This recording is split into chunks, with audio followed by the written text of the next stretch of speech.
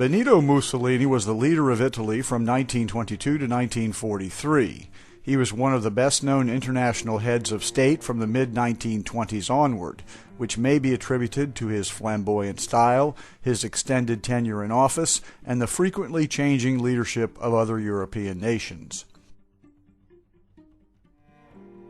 For the first half of his term in power, Mussolini's international reputation was generally favorable. In the mid-1930s, this began to change, and by 1941, he was almost universally portrayed as a buffoon, blowhard, bully, and the sycophantic lackey of Nazi leader Adolf Hitler. Benito Mussolini was born in 1883. As a young man, he worked as a schoolteacher before achieving some success as a journalist. Mussolini was originally a socialist, but abandoned the party when it opposed Italy's participation in the First World War. After serving in the Italian military during the conflict, Mussolini helped found the Fascist movement, which became a bona fide political party in 1921. In 1922, he was named Prime Minister of Italy by the King, an action precipitated by the famous March on Rome of his black shirt adherents. Within a few short years, Mussolini assumed virtual dictatorial powers in Italy, although he was nominally subordinate to King Victor Emmanuel III. Internal opposition was repressed, sometimes violently, and Mussolini began to implement his nationalistic and fascistic ideological plans for the country.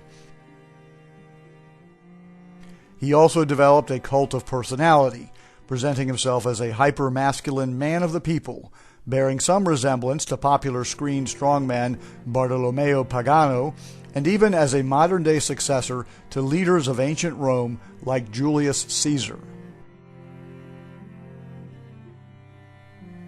Mussolini's international public image in the early years of his regime was generally positive.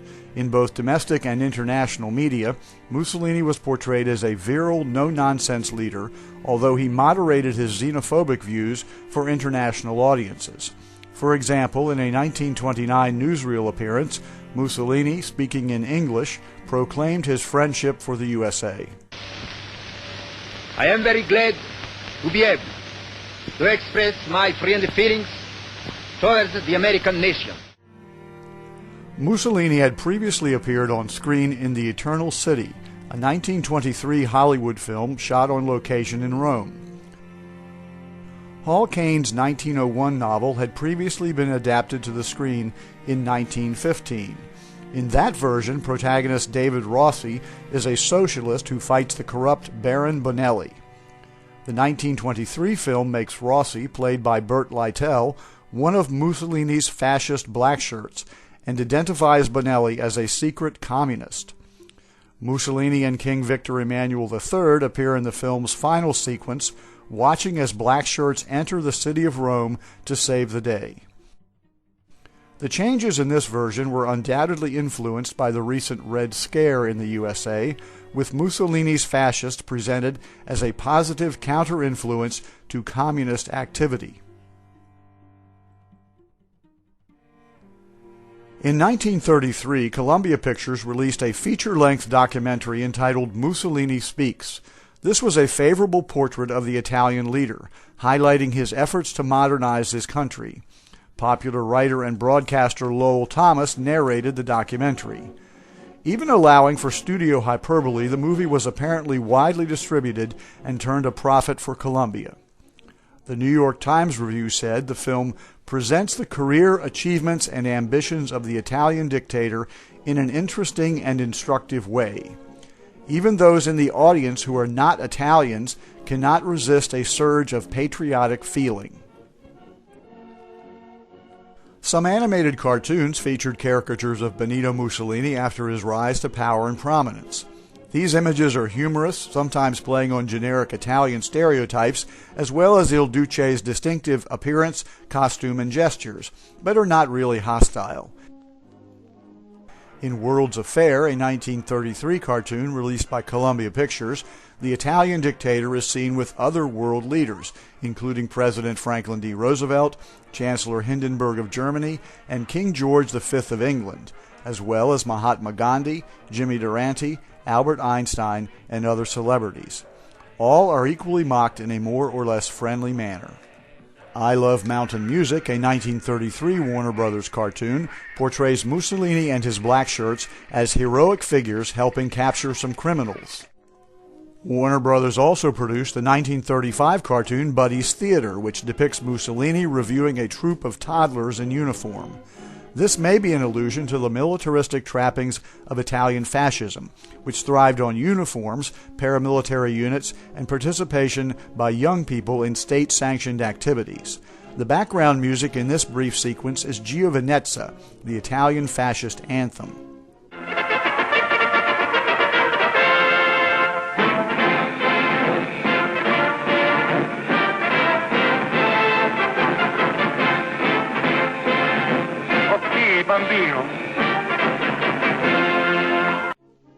Mussolini would appear in a number of other animated cartoons after 1935, but in a very different light. The Italian dictator's multiple appearances on the cover of Time magazine testify to his international standing and positive reputation in the pre-1935 period. They convey the image of a serious leader, not a sinister or foolish one. Fortune magazine dedicated an entire issue in 1934 to a review of Mussolini's career, praising the progressive changes he had brought to Italy during the first dozen years of his regime. Both of these magazines were published by staunch anti-communist Henry Luce, who felt Mussolini and the fascist system deserved considerable credit for bringing stability to Italy. Luce publications were not the only ones that lauded Il Duce. Mussolini's autobiography was translated into English and published by Scribner's in hardback and serialized in the Saturday Evening Post in 1928. A Miguel Covarrubias caricature of Mussolini appeared on the cover of a 1932 issue of Vanity Fair, and Mussolini appeared in many more magazines and newspapers of the era. Benito Mussolini's personal style, his bombastic speechifying, his larger-than-life He-Man public image, made him instantly recognizable and an easy target for caricature. However, his international image did not turn negative until late 1935. From that point onward, his popularity outside Italy went into a steep decline. Depictions of Il Duce turned hostile, and then eventually he became the subject of ridicule.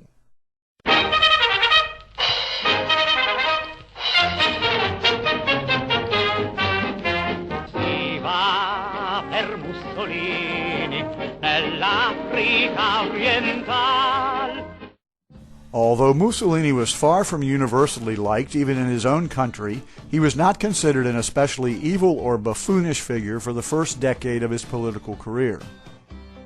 In October 1935, in an attempt to expand Italy's colonial empire, Mussolini ordered an invasion of Ethiopia.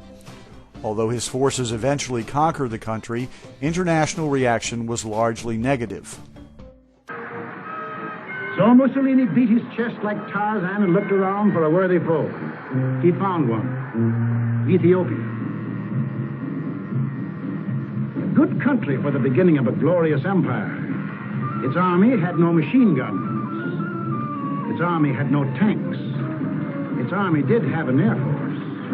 Exactly one old airplane. One airplane against the nation which had developed the new theory of total air war. Of the blitz which would wipe out cities, destroy civilians, man, woman, and child.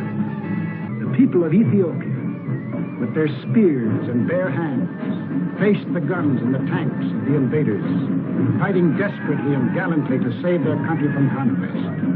They fought, and they died. But in the end, There could be but one result. Might triumphed. Italy conquered Ethiopia. The invasion of Ethiopia was a transparent land grab with little or no justification. Furthermore, the conflict was portrayed in terms of a large modern nation abusing a small backward one, so Ethiopia, as the underdog, garnered the lion's share of the world's sympathy.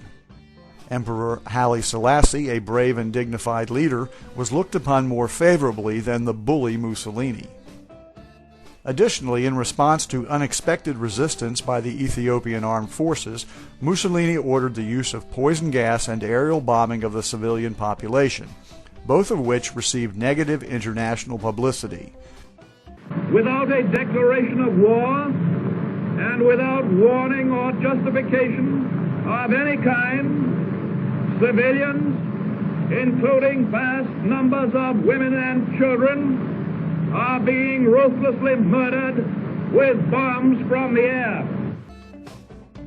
The League of Nations imposed economic sanctions on Italy, but this only solidified Il Duce's popularity with his own people. The conquest of Ethiopia was costly, and it was the first step in the eventual downfall of Benito Mussolini, branding him in the court of public opinion as a brutal aggressor. More such missteps would follow, including one which would ultimately prove fatal: his association with Adolf Hitler.